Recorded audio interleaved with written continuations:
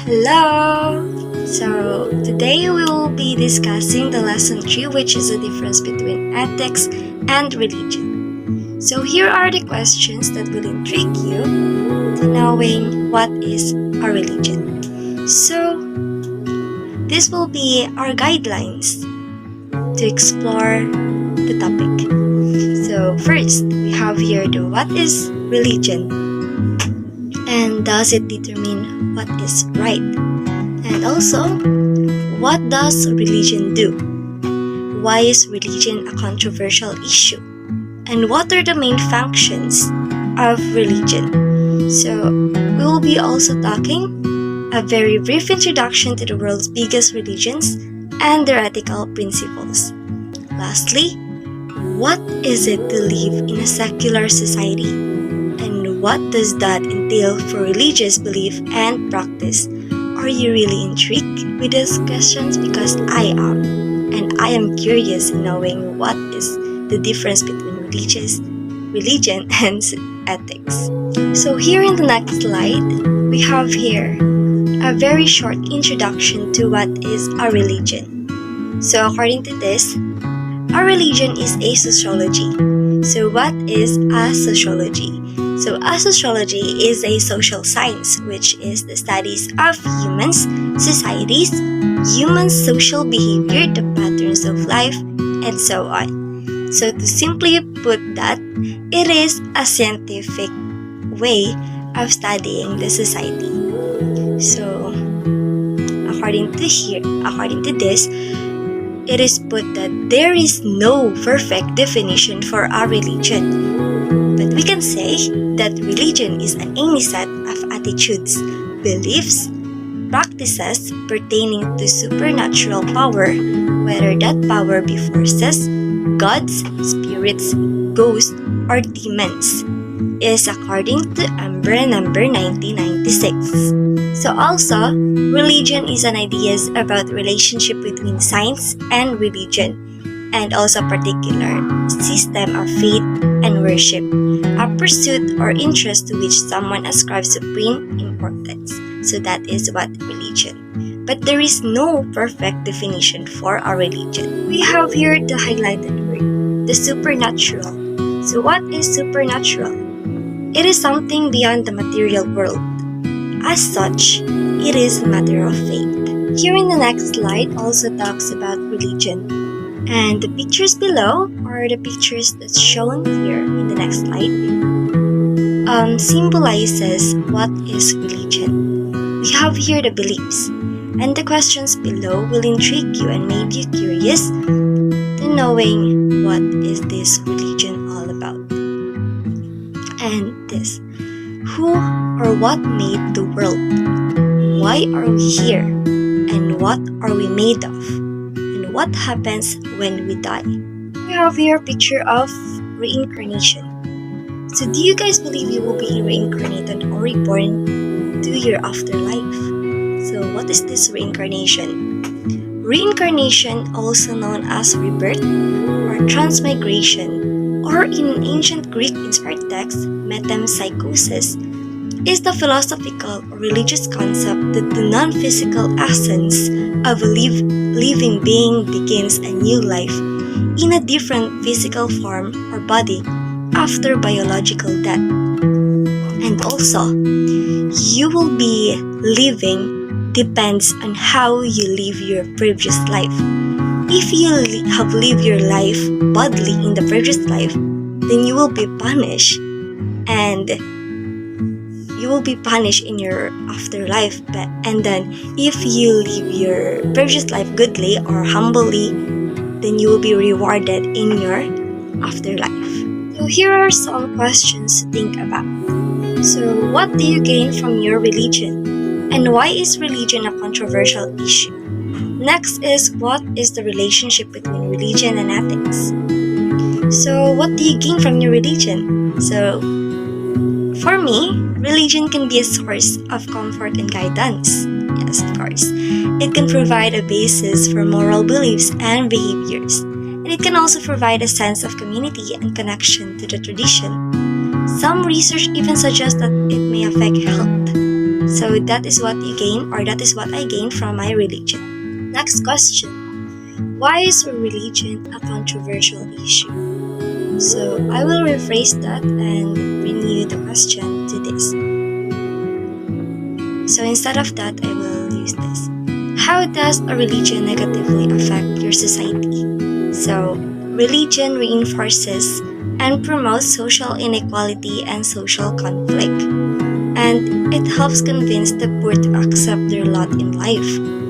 And it leads to hostility and violence motivated by religious differences. And this perspective focuses on the ways in which individuals interpret their religious experiences. Next question. What is the relationship between religion and ethics?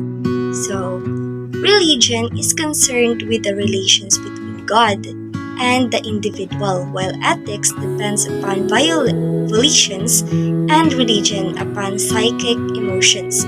So in human development, both ethics and religion develop side by side and influence each other. Okay, let's proceed to the next slide. So we have here the divine command theory.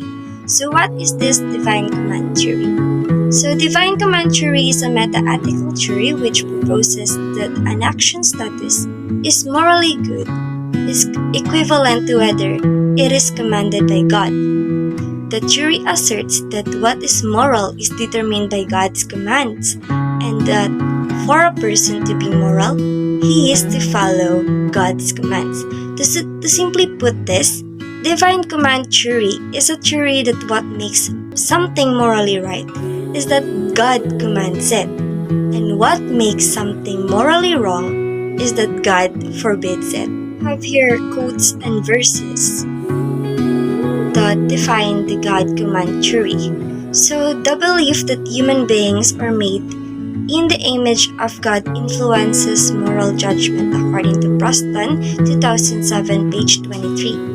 And this is according to Jeremiah chapter 22 verses 13 to 16. To know God is to do justice. And lastly, we are divine souls on a wondrous journey.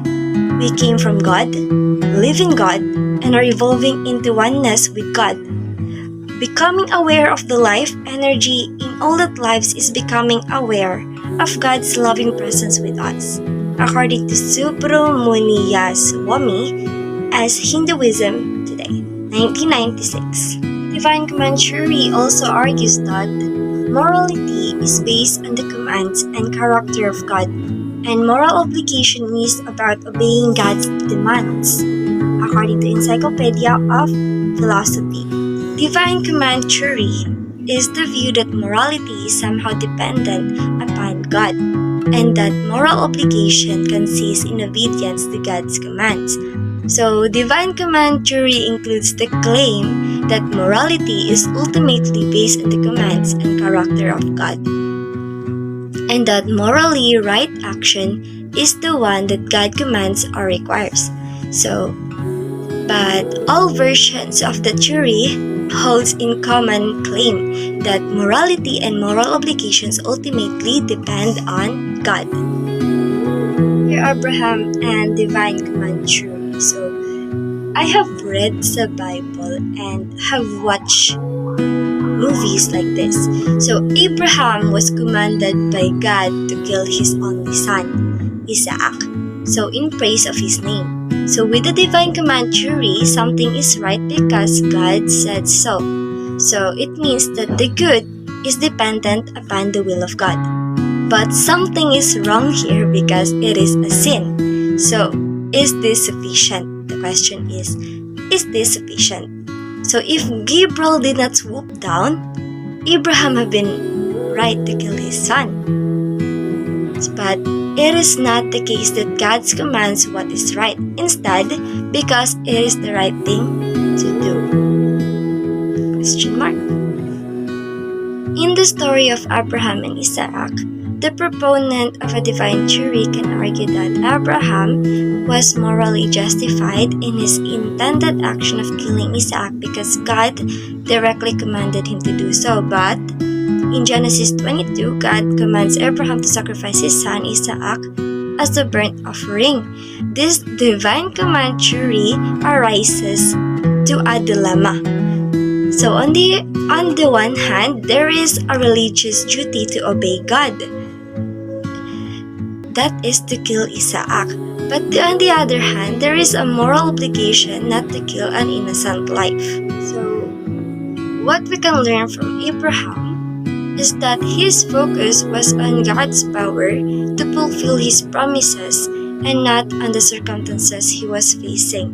Even though he was facing a dilemma, he was focused on God's power. And Abraham knew that God was willing and able to keep every promise he made to Abraham. So we have here the weaknesses in divine command. So believers may disagree on what God's command is. For example, churches differ over issues such as homosexuality and divorce.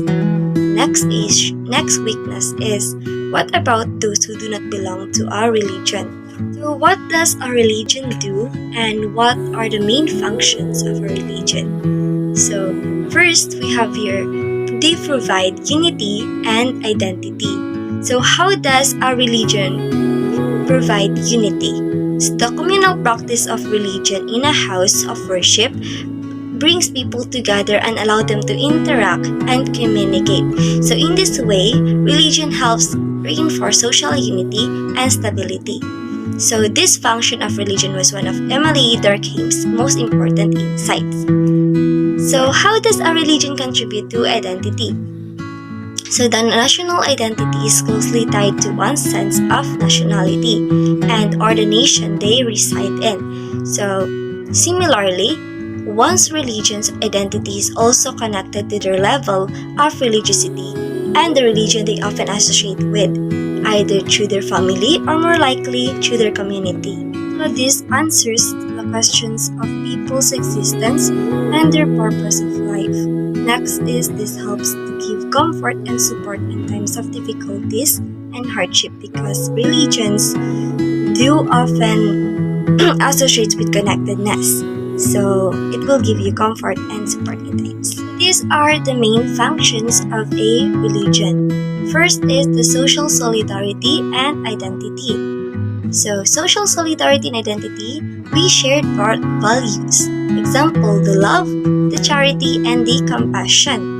And beliefs help bind us in the community and provides identity and instill a sense of fellowship. So it also offers damnation or punishment to those who are unafraid of earthly law, who otherwise would fail to adhere to good social principles. So according to Matthew chapter 10 verse 18, and do not fear those who kill in body but cannot kill the soul.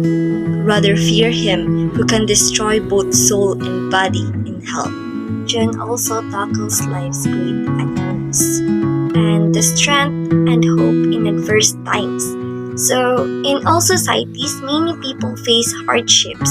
Example, the natural disasters, the poverty, the illness, and the pain. So, because of your faith and spirituality, so if you are religious or spiritual, you may find hope in your faith. And many people feel that religion gives us a greater sense of purpose and is helpful to lean on during tough times. And according to Psalm chapter 46 verses 1 to 3, so God is a refuge and strength, an ever-present help in trouble. Therefore we will not fear, though the earth give way and the mountains fall into the heart of the sea, though its waters roar and foam and the mountains quake with its surging. So, and that's all for my part, and we will be continued to the next reporter, which will tackle the world's 5 biggest religions, which are the Hinduism, Buddhism, Confucianism, Christianity, and Islam. Bye! We'll Good day everyone, by the way I am Mada Shairine and today I am the second reporter of this topic which is the lesson 3, the differences between ethics and religion. So this is the continuation of our report. So let's discuss first the world's 5 biggest religions. So first is the Hinduism, second is Buddhism, third one is Confucianism, the fourth one is Christianity, and the last one is Islam. Let's discuss first the Hinduism, or also known as the Sanatana Dharma. It is the world's oldest living religion. It is a natural religion, meaning its philosophies and practices are considered universally accessible through sincere study, reason, and experience apart from special revelation. Hinduism is also an indigenous religion made up of a diverse family of philosophies and traditions that have been practiced primarily throughout Asia for thousands of years. Hinduism is a global religion today with adherents representing virtually every racial, ethics, and national background and living on every continent and comprising majorities in 3 countries which are the India, Nepal, and Mauritius. Now, like from the other religions, Hinduism also has its own beliefs. One of it is the reincarnation. It means that after death, your soul and spirit is reborn into a new body, and reciprocity, it depends on your action when you were alive. So it simply means that after mo rang mamatay, your soul or your spirit is marireborn siya into a new body. But it depends daw kung ano yung mga actions mo na ginagawa nung nabubuhay ka pa. Kasi raw kapag masama yung pag-ugali mo or ginagawa mo nung nabubuhay ka pa is yung soul mo is marireborn siya sa katawan ng mga hayop. Like for example, daga. Now, intentions, selfless action for the benefit of others, or karma yoga, and kindness and hospitality are key Hindu values. Karma and Dharma. Karma, deed or act, the universal principle of cause and effect, action and reaction. So, what does karma do in Hinduism? So, in Hindu philosophies, karma denotes the cycle of cause and effect. Like causes produce similar effects. For instance, right actions produce good result while wrong actions produce bad ones. Dharma, moral and social order, ordinance, study, right, morality, virtue, religion, and good works. So, what is the meaning of Dharma in Hinduism? So in Hinduism, Dharma denotes behavior that are considered to be in accord with the order and custom that makes life and universe possible. This includes duties, rights, laws, conduct, virtues, and right way of living. So the concept is believed to have a temporal validity and is one of the 4 Purusharthas. Now, ahimsa. Ahimsa, one should avoid harming any living thing and also avoid the desire to harm any living thing. Ahimsa is not just non-violence, it means avoiding any harm, whether physical, mental, or emotional. So ahimsa in Hindu belief that symbolizes love, genuine care and compassion towards all living beings. The principle of ahimsa extends far beyond avoiding causing physical harm. It also includes avoiding causing harm through speech and thought. Ahimsa is non-injury in mind, speech, and action towards any creature. So next is Buddhism. Buddhism is one of the world's largest religions and originated 2,500 years ago in India. Buddhists believe that the human life is one of the suffering and that meditation, spiritual and physical labor and good behavior are the ways to achieve enlightenment on nirvana. So Buddhism also is based on the teaching of Siddhartha Gautama, which is called the Buddha or the enlightened one. So some people argue that Buddhism was an offshoot of Hinduism. Now, Buddhist morality has 5 main beliefs. So first is do not take or destroy life, avoid killing humans, and for most Buddhists, animals.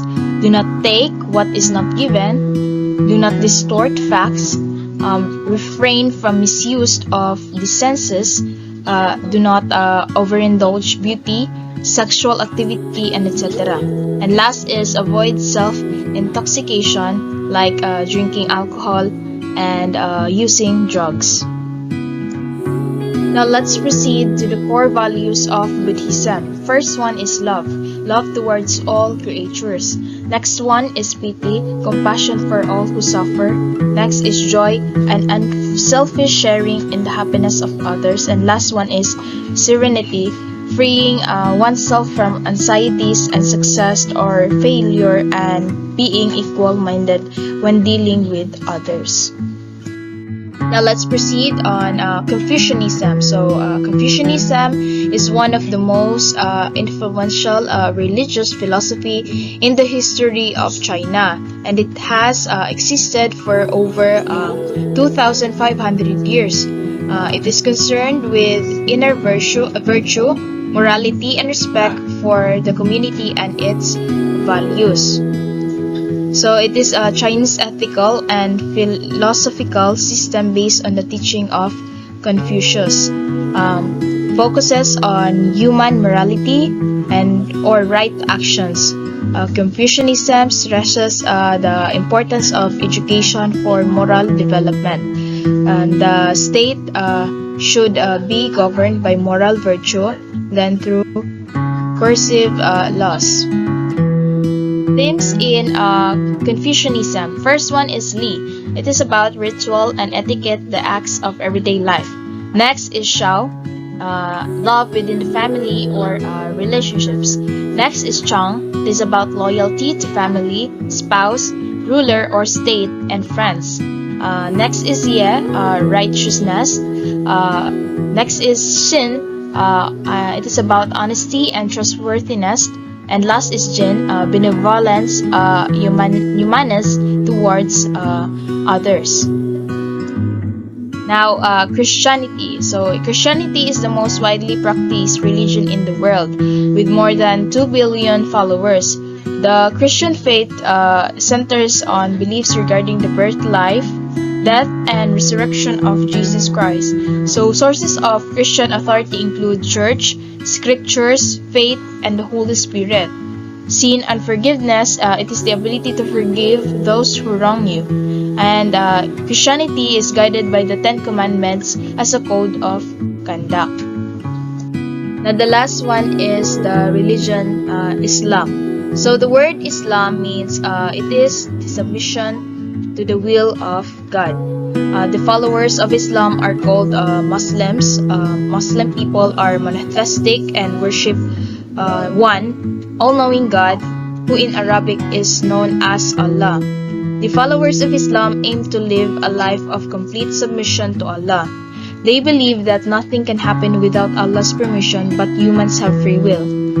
Followers worship Allah by praying and reciting the Quran. And like the other religion also, they also believe that there will be a day of judgment and life after death. So based upon the teaching of the Prophet Muhammad, there are 5 pillars of Islam. First one is the Shahada or faith. It is the declaration of faith in one God or Allah and His Messenger, peace be upon Him. Next is Salah or prayer, the ritual prayer required of every Muslim 5 times a day throughout their lifetime. Next is Zakat or giving alms, the act of giving a portion of a Muslim wealth to those in need throughout their lifetime. Next is Saum. It is fasting, the act of fasting during the holy month of Ramadan. And next, last is the Hajj or pilgrimage, the sacred pilgrimage to Makkah required of every Muslim at least once in a lifetime if it is within their means. So there are other key values of Islam. First one is the Sharia, the path or the right way of life. Next is the Jihad, the internal struggle that Muslims undertake to overcome their personal faults and the struggle to defend the faith globally. Next is the core values, submission, virtue and honor, humility, and pity. Human beings have a moral responsibility to submit to the God will and follow Islam. So these are the golden rules of those religions that we have tackled. So first one is the Hinduism. This is the sum of duty. Do not do to others what would cause pain if done to you. Next is Buddhism. Hurt not others in ways that you want yourself would find hurtful. Next is Confucianism. Do not do to others what you do not want them to do to you.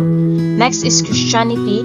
And as we would that men should do to you, do you want also them likewise? And Islam, none of you truly believes until he wishes for his brother what he wishes for himself.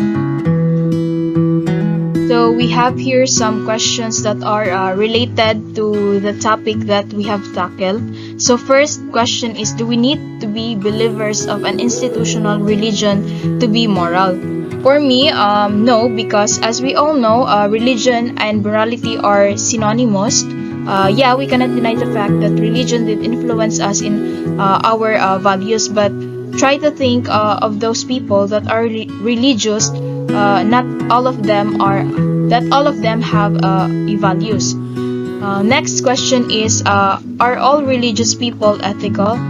For me, no. As what I've said earlier, that not all religious people or individual have values.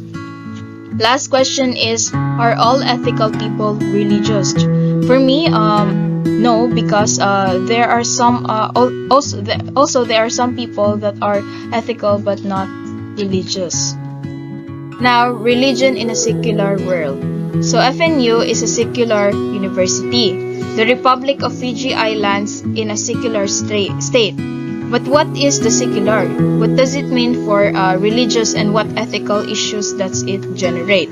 Pertaining to the worldly things that are not religious, spiritual, or sacred. So the NB, secularism, is not necessarily the same as atheism, the belief that there is no God, and agnosticism, the belief we cannot know whenever God exists or not. It means that the government does not interfere with what you believe, whatever that may be, so that everyone has the same freedom to have and manifest their beliefs. Now, secularism argues that religion and the state or any institution in the public sphere needs to be free of religious control. First is law are not to be made on religious grounds. Next is discrimination based on religion is forbidden. Next is everyone has the freedom of religion. Now, why is secularism is so important? So, secularism is so important because it promotes legal equality between people of different religions. Fiji is a multicultural society with a rich diversity of cultural traditions. If the country prioritized one religion, it would fail as a democracy. Restricting freedom of religion would also lead to public disorder, as religion, as we all know, is something for which people are prepared to fight. Ultimately, it is an issue of mutual respect and mutual interest. So in religion in a secular world, we need to be humble about what we know. All religions contain various and many wisdoms. It is truly to our mutual interest to listen to one another, especially on such matters where there is so much doubt and confusion. And lastly, in a secular society, however one may be caught in an ethical dilemma, loyalty to one's religion, and loyalty to the rules of secular society.